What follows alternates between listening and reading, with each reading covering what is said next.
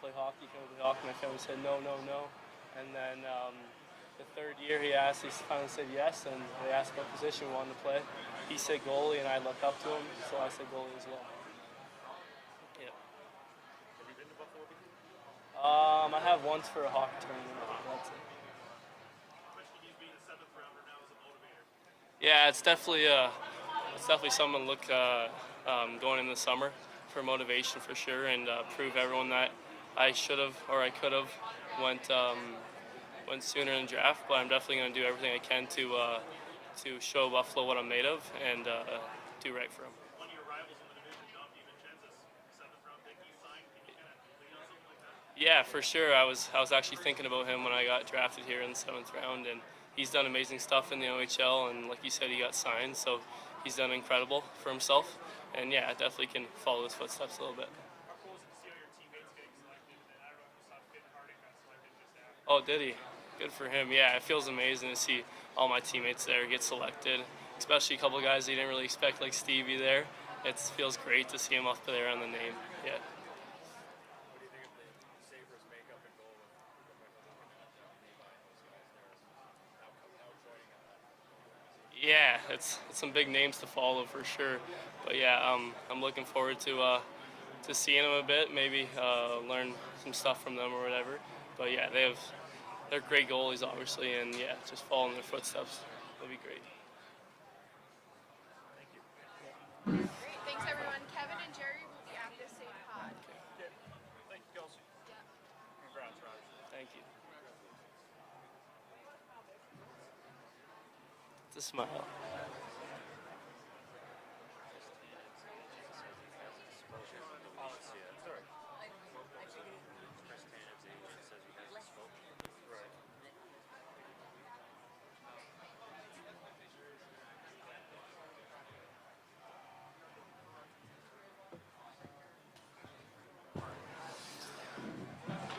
Hello, everyone. Good. Can we talk about your trade acquisition first? It seemed like you did get harder to play against with that type of player. Yeah, that's certainly something we've talked a lot about this offseason, identifying players that check some boxes in terms of physicality, hard to play against. I mean, he's a big 6'3", led their team in hits, penalty killer as well, character guy, but when he hits hard. And we've been looking at ways to just, obviously physicality is one part, but just be harder to play against. And he's certainly someone that brings that every night. And that was a big need that we came to this off season and looking for, and we were excited to get him. How did that go back to the Amherst series? Well, I can tell you that Seth Appert, as this discussion was going on over the last few days, said that in the American Hockey League, he had teams were scared to play against him. He was clearly someone when he stepped on the ice, had a lot of respect and a lot of room, and I think just the way he performed last year and was able to bring that element into the National Hockey League. I mean, leading a team in hits, says something just about the consistency of it, especially when you got Tom Wilson on the team, and I just think it's an area that he understands his role and plays it well. Why do you think that just the price tag on that, a second-round pick for a guy who's a restricted free agent, what, I guess, led that to be the cost? Well, I think, anytime you're acquiring a player that is well-liked on the other team, there's going to be a price to pay. For us, it comes down to when we made the trade back with 11 to pick up the extra asset, which was 42. Now we had 42 and 43. In my mind, we were going to shop it as hard as we could to find what we were looking for in some way, and that's what we were able to do. So you certainly make one trade with another trade in mind potentially, but in saying all that, if a trade doesn't go through, you have a pretty good asset. But it was an area of need, and that was the price that we were definitely worth paying. Is Zemgus still considering signing with you guys before tomorrow? Yeah, we're down to the last hours here, so he's someone that I'll be connecting with here in the next 24 hours, and you get to this close, understand where he is in his career, but we've kept the communication open, and we'll see where it goes. So a guy like Malice, he's used heavily in defensive zone positions here. To have a guy that's just very specifically using that role, does that take away from him, or does it add to him? Yeah, I think so. Especially when you're looking at the bottom six of your forward group. For me personally, I like that there's elements that they bring, and then if you have someone that can be more than just a 5-on-5 guy, I think it really helps. So now you have the physicality of someone that's going to get in and have a presence, but also if you can have a penalty killer be part of that, I just think it adds. Yeah, that's part of why we're willing to give up a good asset to get him. Just thinks, and we like his age, and we like the ability for him to hopefully be with us for a while. This isn't a player that could just be in and out of Buffalo. If it's a good fit both ways, we can have him for a while. And I just think the character part matters too, which certainly the due diligence checked all those boxes. What goes into evaluating a player like him when he was used so much in defensive zone face-off? So if you look at it from an analytics standpoint, he might not look pretty. So how do you guys really dive into his game to make sure that he's a fit? It's a great question, Lance. I mean, part of our process we go through, you have the scouting side, and then you have the analytics side. And as you said, they don't always match. From the scouting perspective, the pro scouts pounding the table for the guy. This guy is a player that's direct, hard, finishes checks, and not just finishes checks, but finishes checks hard. And there was a real need for that, in my opinion, as I've said a few times now. And so then you flip to the analytics side, and maybe you go into the discussion thinking that it wouldn't be as good, but actually our guys we're pretty excited about this player. So which then just gives you more information and more comfort, especially giving up a good asset. I have. We had a great talk. Spoke to him minutes after the trade was official, and I've been there. Trust me, as a player, sometimes you're a little shocked, and he couldn't have been more excited and more on board, and knows some players on our team, likes our team, and was ready to go. Indication that you feel the team is better and a little tougher to play against with balance leadership. But in general, how difficult is it to try to get better? How much better do you think you are? I mean, it doesn't seem like you accomplish on balance a Which part you mean for our roster, just the overall draft? Yeah, I think we came into this draft with a couple goals in mind. And when I say draft, let's say draft week, just the whole, as you lead into the next couple days as well. We wanted to make sure that we got our list right, and we added talent into the organization. And Jerry's done a phenomenal job with the amateur staff of just making sure that we're putting ourselves in the best spot, especially with some of the value picks that I think we were able to do and make some trades today and move up, down, and all that. Yeah, I think we did a good job in terms of really even adding to our already good depth in the prospect pool. Adding a player that we felt that really fit what we were looking for was also something that we were hoping to do, or players. We were aggressive last night in different ways that if it made sense, which we were trying to do to help a roster, that was out there as well, but teams weren't comfortable making the moves that we were hoping that we could do. So now you will continue conversations tonight and into tomorrow on some different things that we have that are still out there a little bit, and also you turn your attention quickly to, okay, now you leave the draft. We had things that we were working on. Now you go to if there's free agents that we're looking at that we think can help us in the ways that we need, then we're going to go after those guys. And that'll be the conversation that we've already had, but now leading into the next 24 hours as a staff. Like, okay, where are the guys at the top of the list for what we need? And so it's the off season's still incomplete. There's still time to do different things, and that's what we'll go to work on in the next few days here. How much more important do you think free agency is now that you only added one NHL player to the roster?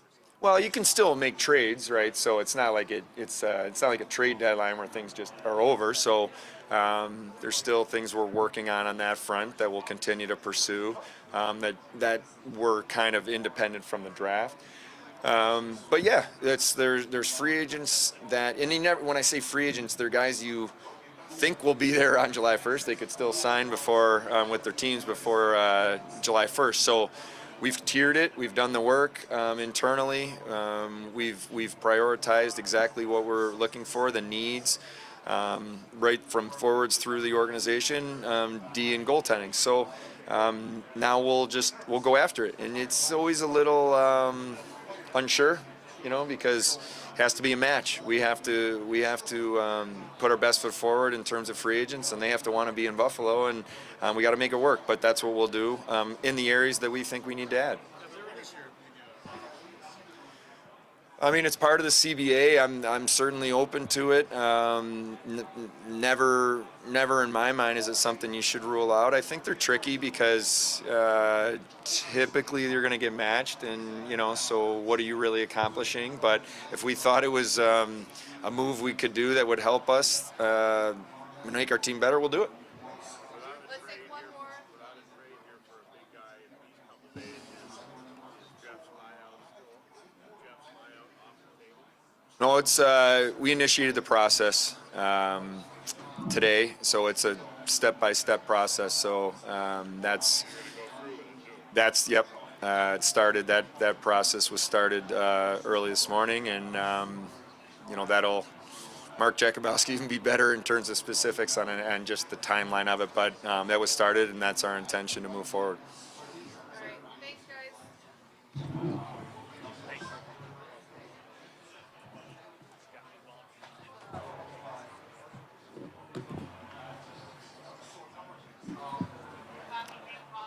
Well, Jerry, was the focus to add physicality and grit in some of the prospect and add that element to your pool with some of the guys that you added last day or so?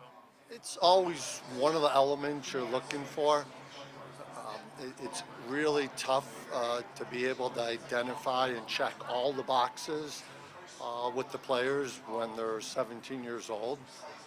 And I heard Kevin, talk about the trade and the player we added. I mean, what makes it so attractive, something like that, is that's a player that's already doing it at the NHL level. So you're trying to predict with which 17-year-old is going to be a player that's willing to take that on in the future. It's not just a matter of a player having size. I think the thing we value the most is the high compete level.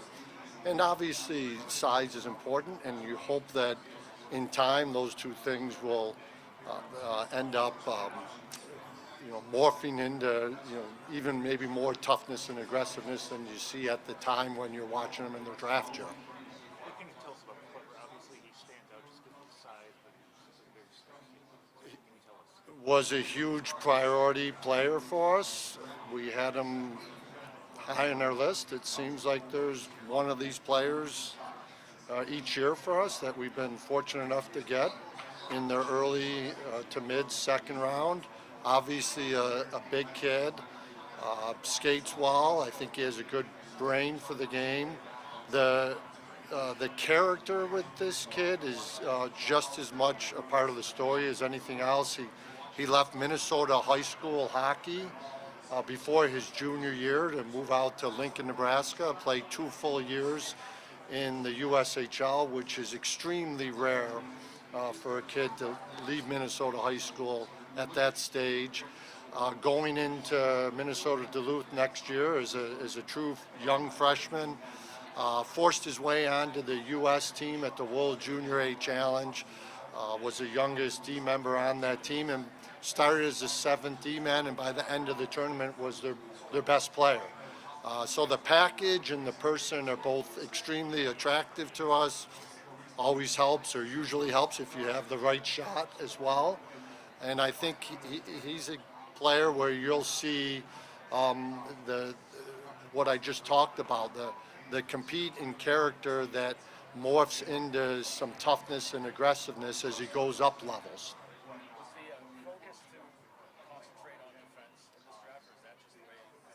It really wasn't, and there were probably actually a couple picks there where it got in our brain a couple times, and we were thinking, should we go after a forward in this spot to balance out the class a little bit, because we were a little D-heavy last year as well. But I do think the previous couple drafts before that, we were a little bit heavy on the forward side. So we thought about it. We weren't really focusing on D. We had a feeling in the second, third round it might fall that way. Twice there was a forward we were targeting in the third, fourth round where the player taken right before our pick was a forward, but we were still very happy with the next player on our list.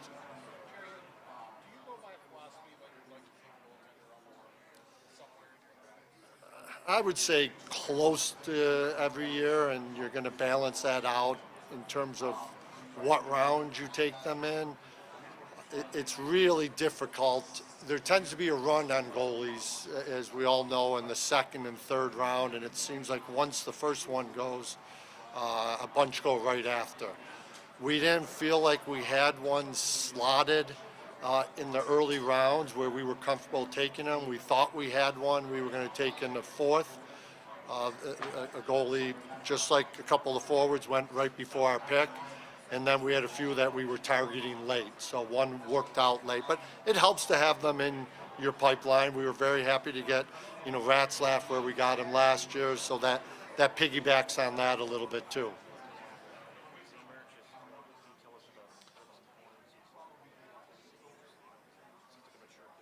We had, if we did not get Zimmer with that pick, we were going down over 20 slots on our draft board to the next player that would have been available.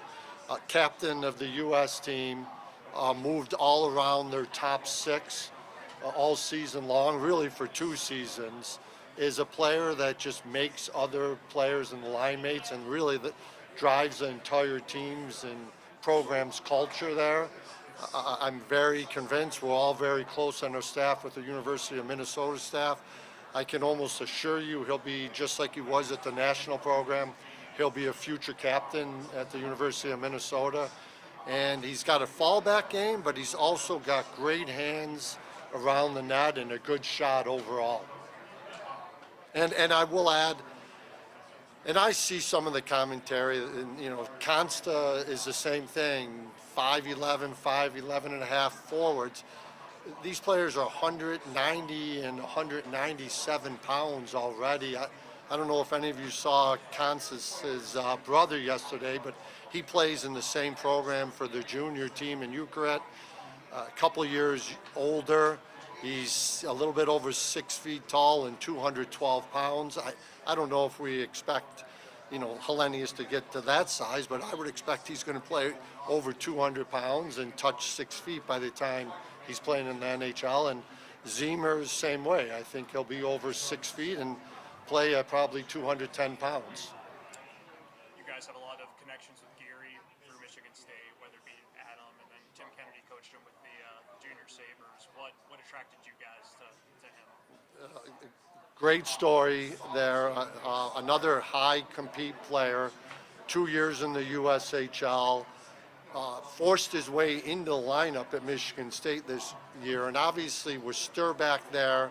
And the draft eligible player that we saw Michigan State so many times. He was a player that Jason Nightingale was extremely passionate about, as were others, myself included.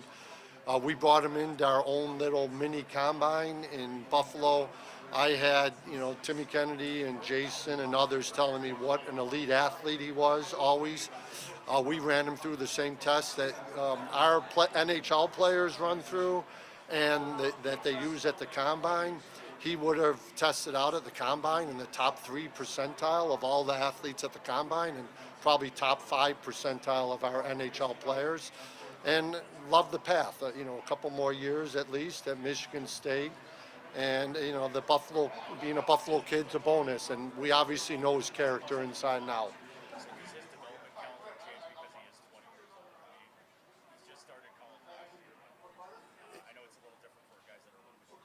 I would consider him still a very raw player.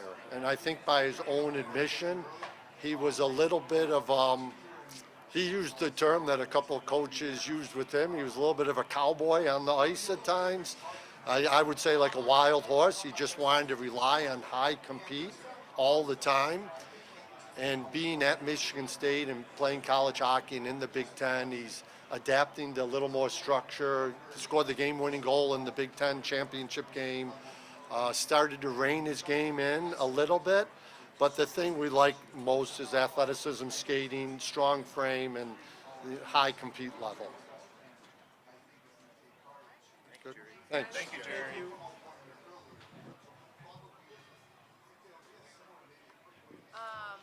How's everyone doing? I feel like I haven't seen you guys.